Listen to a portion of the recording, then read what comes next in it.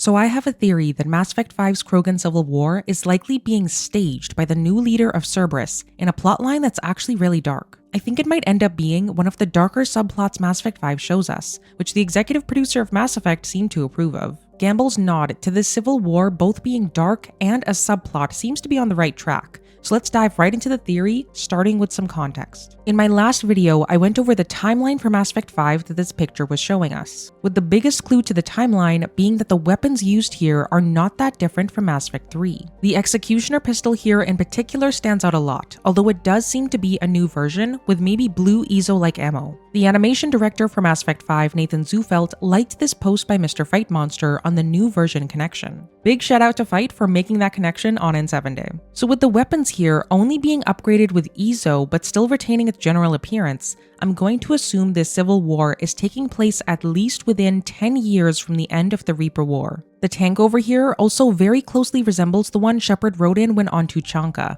so I think this timeline is legit. And in a post-Reaper War timeline, there's very specific context for where the Krogan left off, which helps explain everything we're seeing in this civil war. Based on the Legendary Edition statistics from 2021, the majority of players overwhelmingly made the same choices in two Krogan-related instances. In Mass Effect 1, 94% of players saved Wrex, making him the likely leader for the Krogan. And the other choice was in Mass Effect 3, where 96% of players cured the genophage. So where this leaves the Krogan heading into a post-Reaper War setting in Mass Effect 5 is that Wrex is their leader, and he is likely desperate for planets for all of his cured Krogan. And if he doesn't get those Krogan planets fast enough, it'll likely lead to Krogan like Uvenk speaking out against him. Destroying Saren's genophage cure freed us from his manipulation.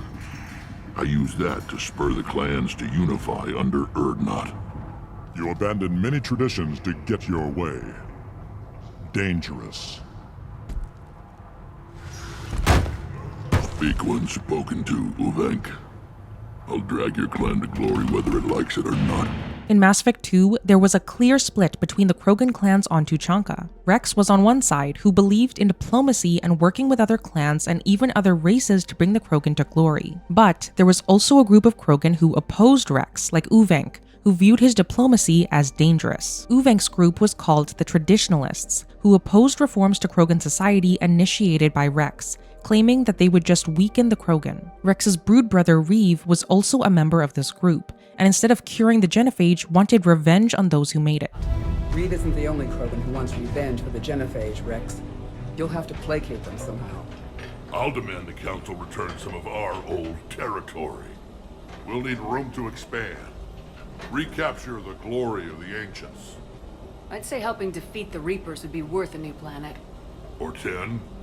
You haven't seen how fast we can pop them out.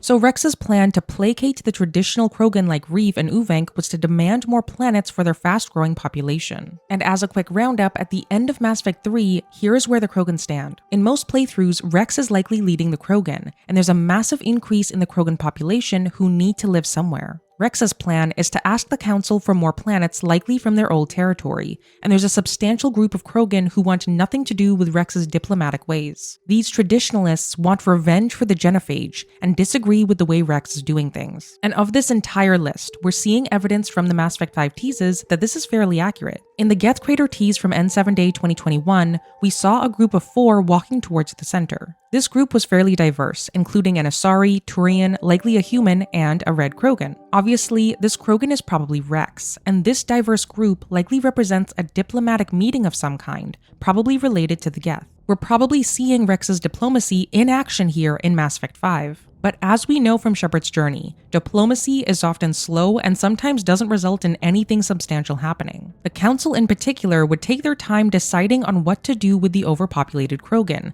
leaving Wrex and his people in dire straits, which I'm guessing would then lead to the Traditionalist Krogan taking matters into their own hands. In Mass Effect 3, they already thought Wrex was soft, and Wrex himself can't exactly headbutt them all into submission like he did on Tuchanka. America. The Traditionalist Krogan will be angry at Wrex's slow-moving diplomacy and would likely want to take him out of power by force if necessary, which would pit Wrex's Krogan against the Traditionalist Krogan in a civil war, like we're seeing in the latest tease. This most prominent figure looks like a much older Krogan based on their battle scars and chin spikes. Because of their older appearance, they're likely a Krogan who's seen a lot in their time and believes in the old Krogan ways more than Wrex's. And if we look at the face in particular, they're grinning wildly with spit flying out. This is likely a sign of their blood rage and desire for war, which matches what Krogan like Reeve wanted during the Reaper War. So in Mass Effect 5, Traditionalist Krogan will likely instigate a civil war in order to overtopple Wrex's regime, which is exactly what we're seeing here.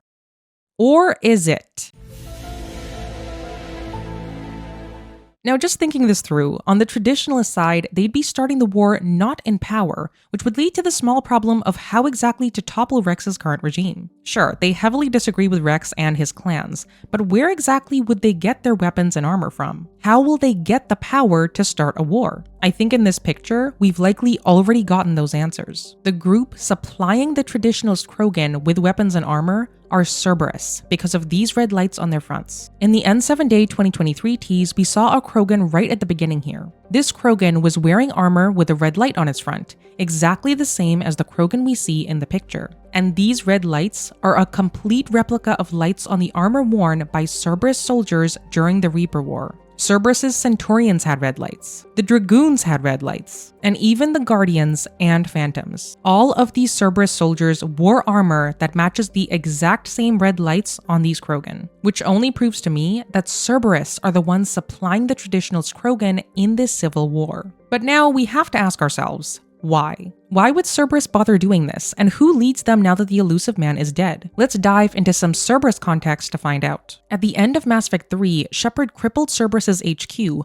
and personally saw the demise of their leader, the Elusive Man. Prior to its fall, Cerberus's goals were to control the Reapers using Reaper technology, and they were obsessed with using AI tech to empower themselves. In a nutshell, Cerberus believed AI technology was the best way forward for humanity. However, Cerberus's ambitions with AI went even further than what we learned in the games. Their AI schemes resulted in interference with the Andromeda Initiative, which we learned in the Mass Effect book Initiation. In it, the leader of the initiative, Gian Garson, told Cora Harper that human-based groups like the Alliance, Home Away, and Homeward Soul were all marching to the baton of an invisible conductor. And near the end of the book, we see a decrypted correspondence ad for Homeward Soul that reads, "Humans for humankind." Now, doesn't that sound familiar? Anything to do with pro-human groups has always led back to Cerberus, which means that the invisible conductor controlling Homeward Soul is likely from Cerberus. And what's really wild is that Garson revealed that this conductor also controls the Alliance, which is exactly what we're seeing in the Mass Effect 5 teases. In the new relay being built, we can see in the bottom left text the letters SA, and the file name for this relay footage also includes SA Intercept. To me, the SA here probably stands for Systems Alliance, meaning the Alliance is the one building this relay. But clearly, the relay colors aren't using the blue of the Alliance. It's using the orange of Cerberus, which only backs up what Garson was saying. An invisible conductor is running the Alliance, and they're likely the new leader of Cerberus. And this Alliance-controlling conductor is probably the Benefactor. For anyone who didn't play Andromeda, the Benefactor is an unknown individual who funded the entire initiative to leave the Milky Way. And based on the theorizing around these parts, they're also someone strongly associated with Cerberus, which is only backed up by what Garson also said about the mysterious conductor controlling the Alliance. She had told Cora in Initiation that the point of the Andromeda Initiative was to create an integratable AI, and that the one orchestrating all of this wants that AI more than any of us. Remember how AI obsessed the Elusive Man was? Cerberus has always pursued AI more than any other group, from the creation of EDI to integration with Reaper technology,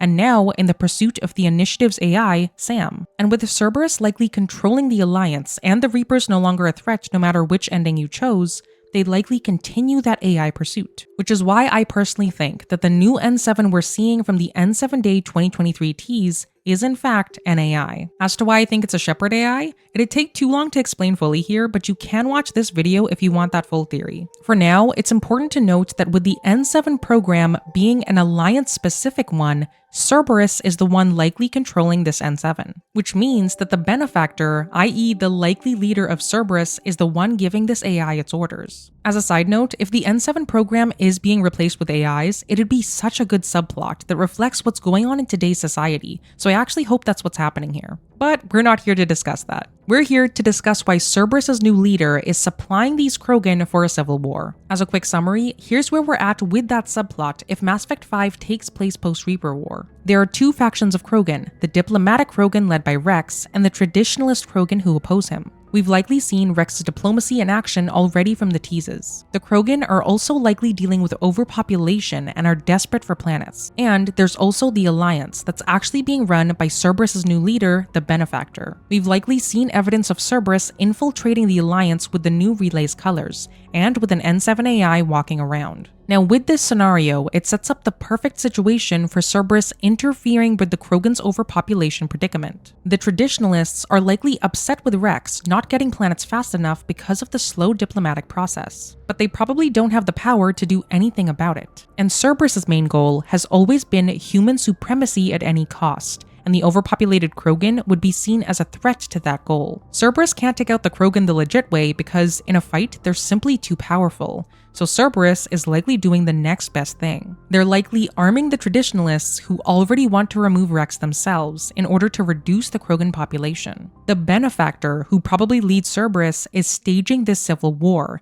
to protect humanity's best interests. But what we're seeing here is actually way darker than just a civil war. Cerberus's goals to arm the Traditionalists go way beyond letting the Krogan eliminate themselves. Here's exactly how I think this much darker subplot is going to play out in Mass Effect 5. Starting with how the supply run happens. At the beginning of the N7 Day 2023 tease, we see what's likely a Traditionalist Krogan wearing Cerberus's red-lighted armor. As the N7 continues walking, we see canisters that have the orange and black coloring that matches the Cerberus logo. So this means that the Krogan and N7 are likely in a Cerberus facility where the handoff of the weapons and armor is taking place. After the N7, who's probably an AI, turns around, it acknowledges the Krogan with a nod and continues on its way. The N7 AI was probably in charge of arming them, but then continued on its own mission after the handoff happened. It didn't need to do anything else, because the damage had already been done. The Krogan had put on Cerberus's very special red-lighted armor, which Kaidan pointed out is very much not good. My God. Looks like a husk. Yeah, not quite. They've definitely done something to him. I've seen your solution. Your people are turned into monsters. Hardly. They're being improved. Improved? That's what separates us, Shepard. Where you see a means to destroy, I see a way to control, to dominate and harness the Reaper's power. Imagine how strong humanity would be if we controlled them.